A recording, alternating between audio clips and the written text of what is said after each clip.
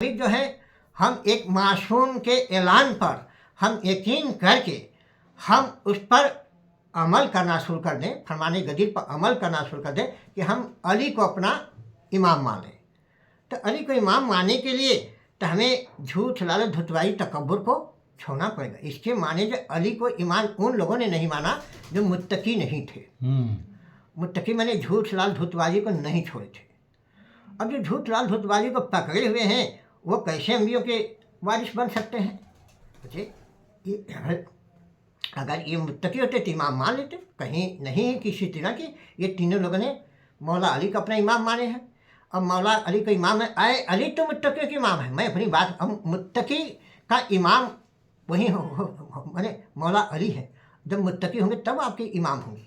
अब शिया हैं, शिया कहने से आप उनको इमाम मान लीजिए, लेकिन मौला अली आपको माने मौला अली आपकी इमामत को तस्लीम कर लेंगे तब आप सही इमाम हैं। अब अपने को मान लीजिए कि हम मौला अली के इमाम मानते हैं, अब मौला अली न माने कि आप ये हैं। अगर शिया रात दिन झूठ और धुतवाजी पर अमल कर रहा है, क्या वो मौला अली उस शिया को तस्लीम कर लेंगे?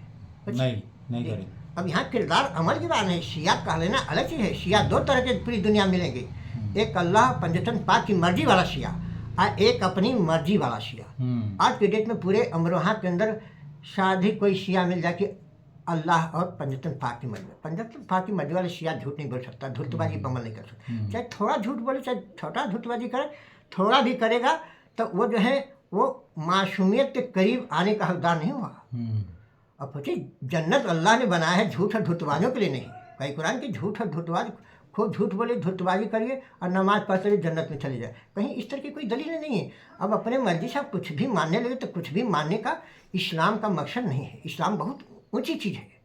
मैं गैर मुस्लिम होते हुए बहुत बारीकियों को समझा तब अपनी किताबों में दिया, ऐसे नहीं लिख दिया। उन किताबों का आज शिया कर बड़े बड़े सुन्नी आलिम हैं, उन किताबों का आज अध्ययन करें कि गैर मुस्लिम इतनी बड़ी बड़ी चीज़ों को जो लिख दिया, हमारे बस की बात नहीं कि मदरसे के आलिम होते थे इन चीज़ों को कहीं अपनी किताबों में जाहिर करें।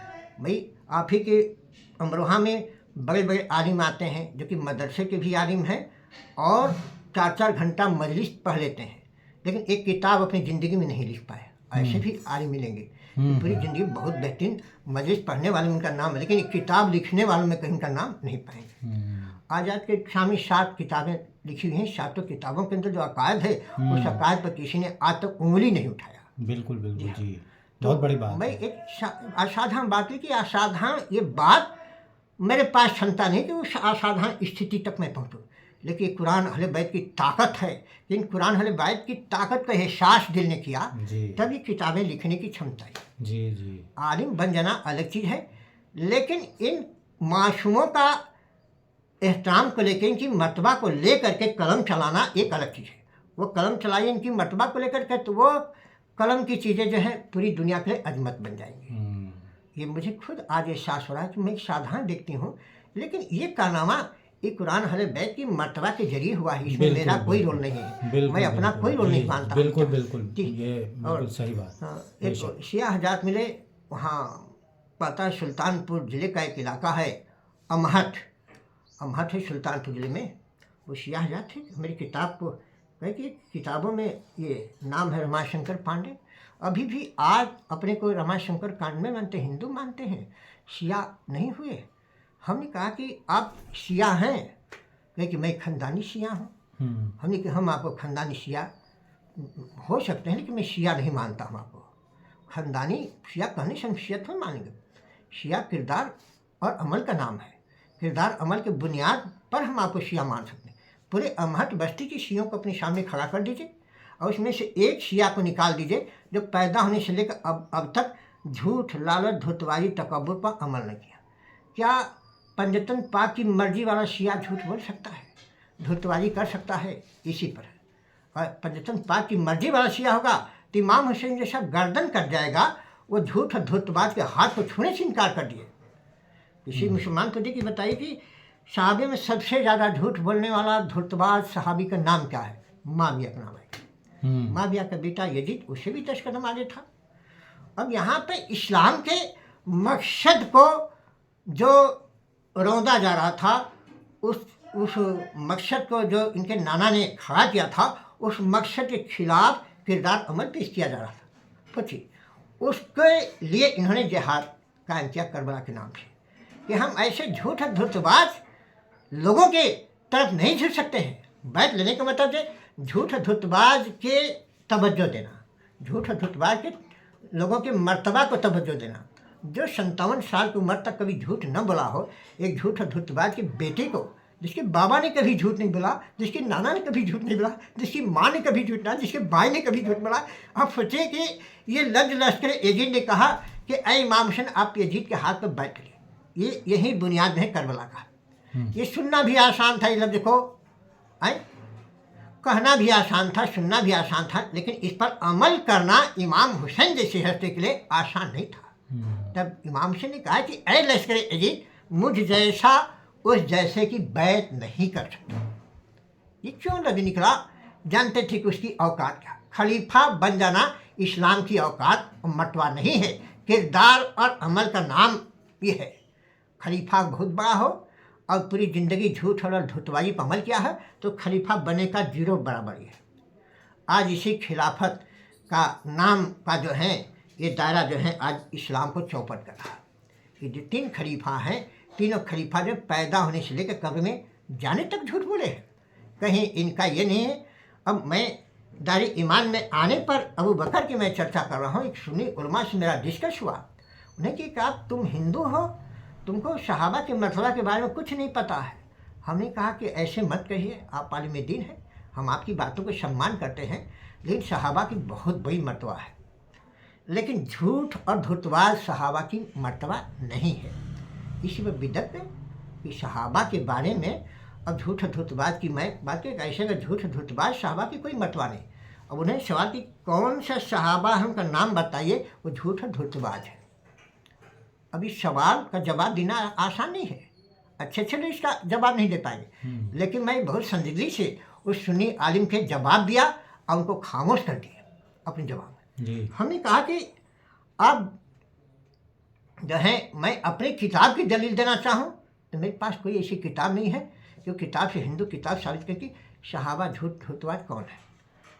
इस्लाम की किताबों में भी शिया और सुन्नी 2 अकायद की किताबें ही मिलेंगी पूरे वर्ल्ड के अंदर। एक शिया अकायद की किताब, एक सुन्नी अकायद। शिया अकायद की किताब को भी आपके सामने पेश कर दूंगा, उसको खारिज करके शियों की किताब है। अब मेरे सामने एक ही विकल्प बनता है कि मैं आपकी किताबों से ही दलील दूँ, तभी उस दलील पर आप कायम रह सकते हैं। दूसरी दलील मैं कितना हूँ बेहतर हूँ, दलील पर आप कायम नहीं रह सकते हैं। तब मैंने कहा कि बुखारी शरीफ आपकी उलमाए दीन की लिखी किताब है, ऊपर आप उंगली नहीं उठा सकते हैं, लेकिन बुखारी शरीफ में साफ लिखा हुआ है कि जब रसूल हिजरत पर जा रहे थे तो जिनको तुम पहला ईमान लाने वाले मानता हो, पहला खलीफा भी मानते हो, उनको रसूल बुलाए कि ऐ अबू बकर, मैं हिजरत पर जा रहा हूँ, बहुत मैं इसमें मुसद्दिक के हालत में हूँ, तुम्हारे पास जो ऊँट है उस ऊँट को मेरे हवाले कर दो, जो उसका उजरत हो हमसे ले लो। नबी ने इतनी बात जो कि बुखारी शरीफ में लिखा हुआ है। अच्छा।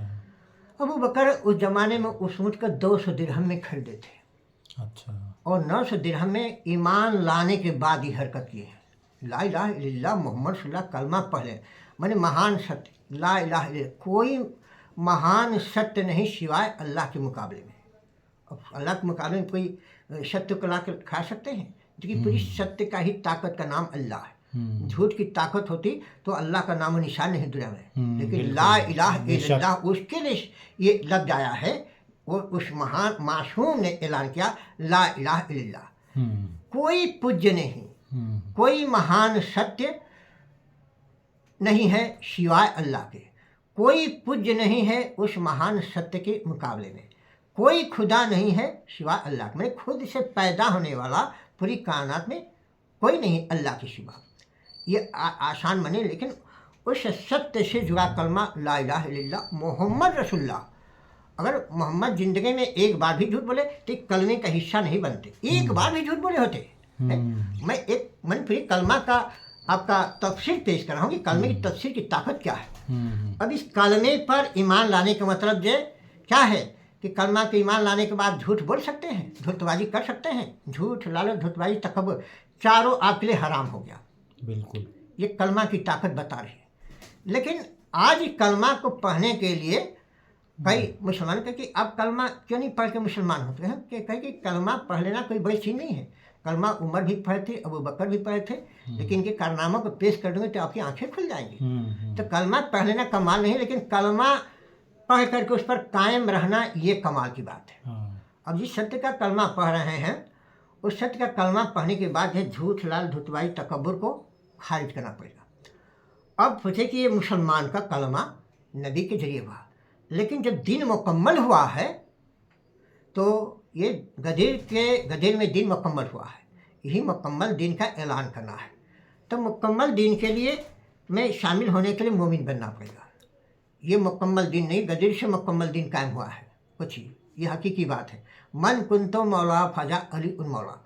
अब चूँकि ये कलमा जो ला इलाहा इल्लल्लाह मोहम्मद सल्लल्लाहु अलैहि वसल्लम था, अब इस कलमे की ताकत जो है एक कदम और आगे बढ़ गई। अलीउन वलिल्लाह वसीओ रसूलुल्लाह बिला फसल खलीफतहु।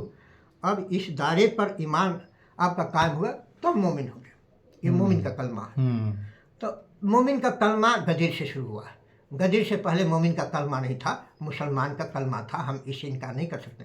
तो मुसलमान का कलमा और गदीर में मोमिन के कलमे में अंतर है कि नहीं है।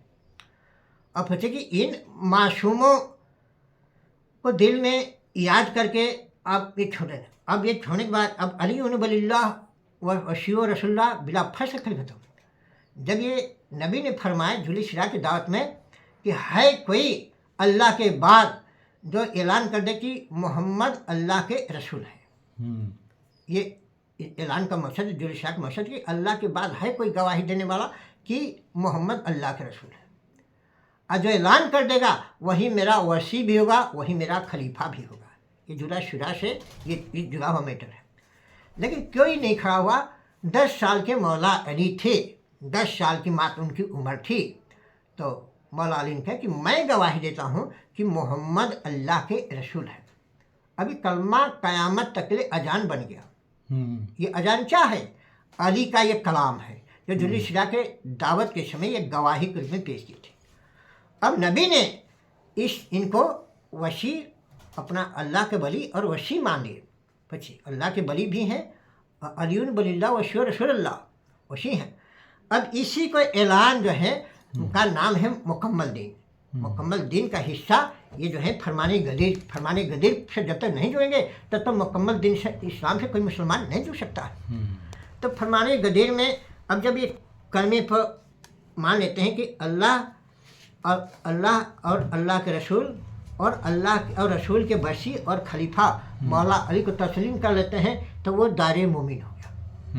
दायरे मोमिन में आ गया। बिल्कुल। मुसलमान से उसका दायरा बदल गया। मुसलमान में जो भी पूरी कायनात बनाई हुई है, हर कायनात का हर चीज़ हर शय मुसलमान है।